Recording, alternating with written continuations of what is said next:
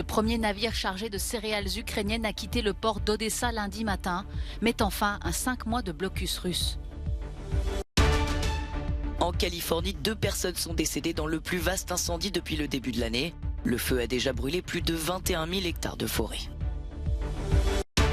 Alors qu'une nouvelle vague de chaleur frappe l'Europe, dans les Alpes, l'ascension de plusieurs sommets devient trop dangereuse pour les amateurs en raison des éboulements et des crevasses. C'est la fin d'un blocus de 5 mois.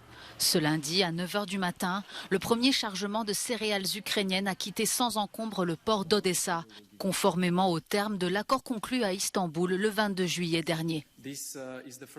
Il s'agit du premier navire commercial à quitter les ports ukrainiens de la mer Noire depuis l'agression russe du 24 février et les blocages des ports ukrainiens et des exportations de céréales.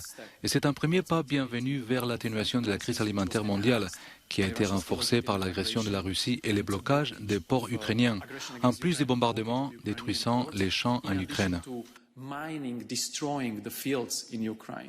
La reprise du trafic maritime est aussi un soulagement pour Moscou, qui peut de son côté reprendre l'exportation de ses produits agricoles et de ses engrais. En fait, le départ du premier navire est un signe positif. C'est une bonne occasion de tester l'efficacité des mécanismes qui ont été convenus à Istanbul. Espérons que les accords seront mis en œuvre de toutes parts et que le mécanisme fonctionnera efficacement. Chargé de 26 000 tonnes de maïs à destination du Liban, ce premier navire est attendu ce mardi à Istanbul, où il doit être inspecté par le centre de coordination conjointe géré par la Turquie et les Nations Unies. Près de la ligne de front, Kostiantynivka est une ville russophone caractéristique du Donbass. Immeubles gris, usines métallurgiques et une population divisée depuis l'invasion russe. Dans ce quartier où l'eau a été coupée, un habitant a mis son puits à la disposition des autres.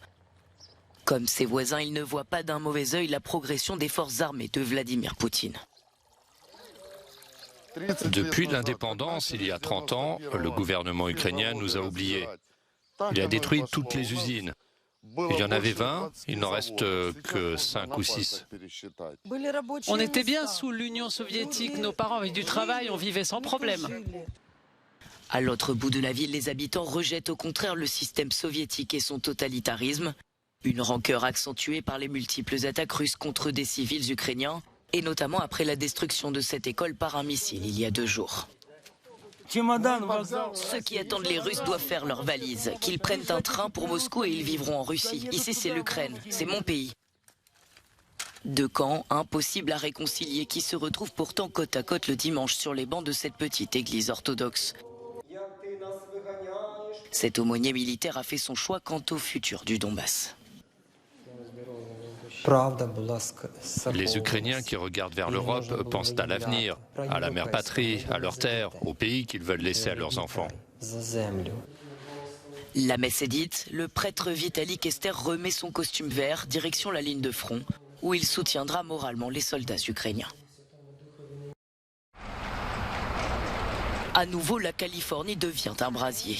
Depuis ce week-end, l'incendie McKinney ravage tout sur son passage. Des maisons réduites en cendres et des véhicules brûlés où 2 corps ont été retrouvés calcinés ce dimanche. Les flammes ont déjà détruit plus de 21 000 hectares de la forêt nationale de Klamath.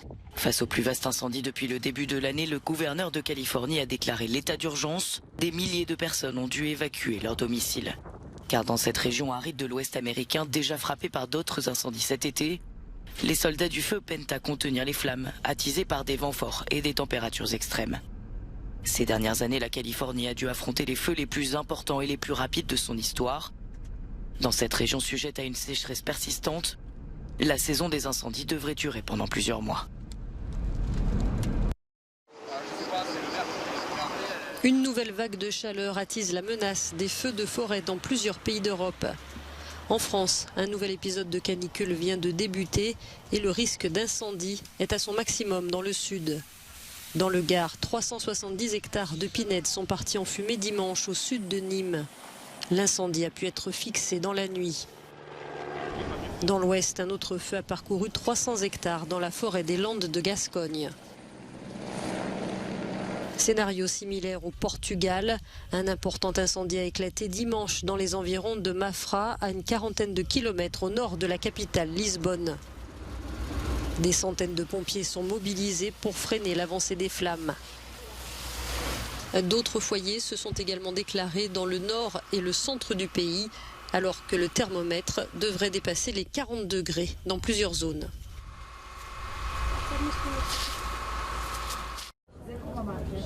Accéder à la beauté des cimes, un rêve auquel beaucoup ont dû renoncer cet été dans les Alpes. Les vagues de chaleur et la sécheresse rendent très difficile et périlleux certains itinéraires de montagne en raison des crevasses et des nombreux éboulements. C'est le cas notamment en France pour l'ascension de l'emblématique Mont Blanc. Officiellement, aucune voie menant au toit de l'Europe n'est fermée, mais en pratique, seuls les alpinistes les plus expérimentés sont encore capables d'y accéder. Les amateurs se résignent, constatant eux-mêmes les terribles conditions. La couche de glace est vraiment très mince. Le changement est énorme, c'est assez terrifiant, s'alarme cet Écossais.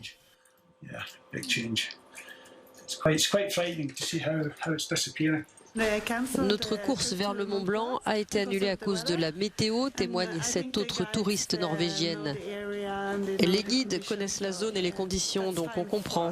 On le fera ailleurs ou une autre fois. Actuellement, dans les Alpes, une dizaine de sommets font l'objet de mises en garde. En France, mais aussi en Suisse ou en Italie. Les glaciers subissent de plein fouet les effets du changement climatique. Chacun garde en tête le drame de la Marmolada dans les Dolomites, dont l'effondrement partiel a fait 11 morts il y a à peine un mois.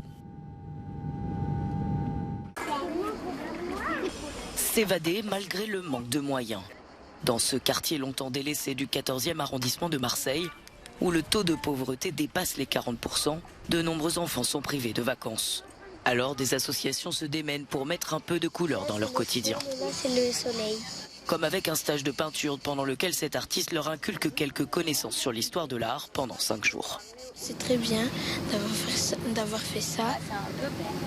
Je suis un peu triste que ça se termine, mais c'est comme ça. On sent une vraie fracture sur ces quartiers, sur ces familles qui ne peuvent pas partir, qui n'ont plus les moyens aussi de se payer des billets pour rentrer dans leur famille.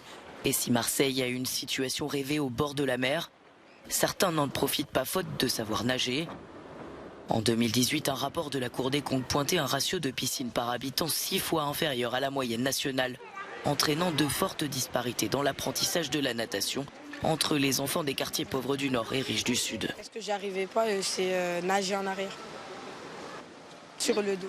Cet été, 150 enfants pourront bénéficier de cours de natation gratuitement. L'important, c'est qu'il progresse. Donc un petit qui a même peur de l'eau, le but, c'est qu'au bout de 5 jours, il aille à l'eau. Celui qui barbote un peu, au bout de 5 jours, c'est qu'il sache faire les 25 mètres. Et donc là, on leur offre une petite, j'allais pas vous dire une bouée, mais une bouffée d'oxygène. Une bouffée d'oxygène et surtout la possibilité de faire des activités pendant les vacances. Si les 150 centres aérés de la ville offrent 13 000 places l'été, les listes d'attente sont trop longues et les 180 000 petits Marseillais ne peuvent pas tous en profiter. Ambiance de liesse à Londres, où 7000 personnes se sont rassemblées pour acclamer celle qui règne désormais sur le vieux continent. Les Anglaises ont remporté la finale de l'Euro féminin de foot ce dimanche soir sur la pelouse du stade de Wembley, s'imposant 2-1 face aux Allemandes. Je crois que nous avons plus fait la fête que jouer au football ces dernières 24 heures. C'est incroyable de pouvoir le partager avec tous ceux qui sont venus au match et dans tout le pays. Nous sommes reconnaissantes du soutien de chacun. Une victoire qui leur a également valu les félicitations de la reine qui a salué une inspiration pour les femmes d'aujourd'hui, mais aussi pour les futures générations. La compétition a suscité un engouement sans précédent pour le sport féminin. Quelques 17 millions de téléspectateurs étaient devant leur écran ce dimanche. Il faut dire que grâce à ce sacre, l'Angleterre devient championne d'Europe pour la première fois de son histoire, bien longtemps après le dernier titre obtenu par les hommes au mondial de 1966.